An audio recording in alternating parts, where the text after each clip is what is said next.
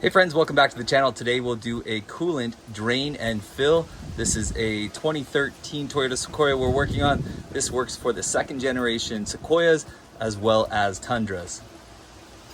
Step one, make sure your vehicle is secured and that the engine is cool. Here's the items you'll need: a 12mm socket, that is to take the skid plate off.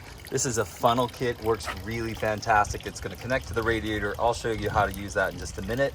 I'll put a link to that down in the description down below. I'll also put a link to this Toyota Antifreeze. Hey, be smart. Don't go into your auto parts store and get the equivalent coolant. You need to get the real thing. Either go to your dealership, buy it there. It's not that expensive. Or I think it's even cheaper if you look down in the description down below, click on the link that I have. One thing to note, this coolant right here is already pre-diluted, so you don't add water, you just put in the coolant. Some other vehicles like this Ford right here, this is a concentrate where you actually add 50% water and 50% coolant. Again, Toyota, use this one right here, do not add water. First, let's remove the skid plate underneath the vehicle. The skid plate came out with 5 number 12 bolts. Skid plate's off. Here's the petcock. This is where we're gonna release the coolant from. This is right underneath the vehicle, just barely underneath it on the driver's side. So we're gonna turn this counterclockwise and then open it up. Of course, make sure you have some kind of pan to drop it into.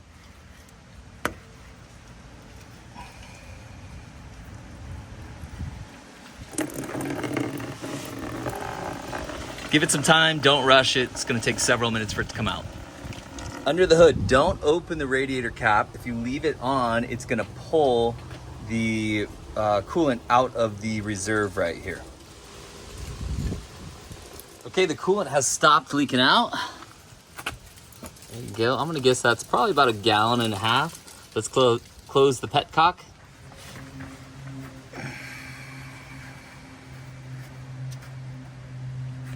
Now I've got my funnel kit up here and connected. This thing is so nice. It's nice and secure, and it's got this little stopper right here. I can regulate how much coolant's gonna go into here. So let's go ahead and fill it back up. Take this piece out, pour in the coolant.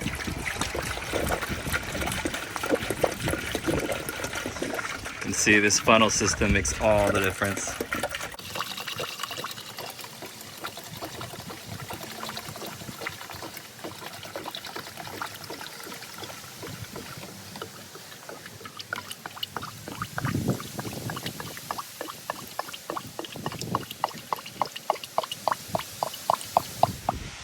All right, let's keep going.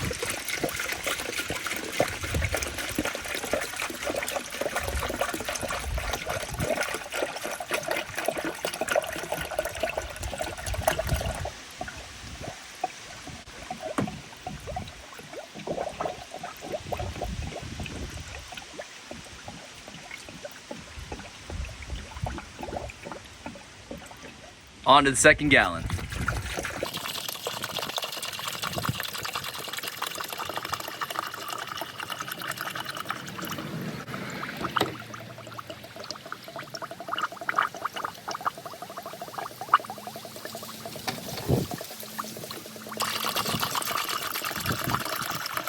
Okay, we've stopped bubbling. We're gonna leave it just like that, and let's fill up the reserve. This right here, take off the cap.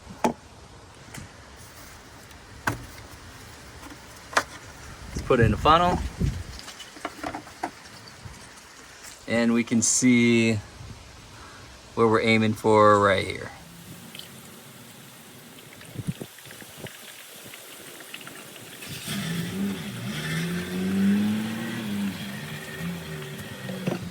That looks pretty good. Funnel out, cap on.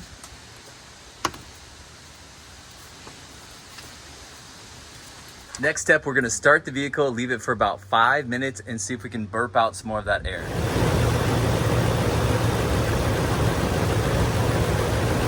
After 5 minutes, we still have some fluid in here. So what I'm gonna do is put this in, and this is gonna plug up this funnel. This is where the funnel is absolutely amazing.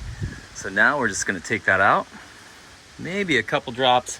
We'll put it right back into our container. Pull the top out here.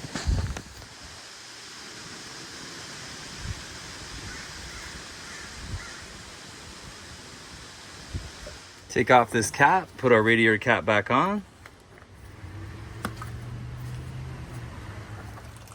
So what we just completed is a drain and fill.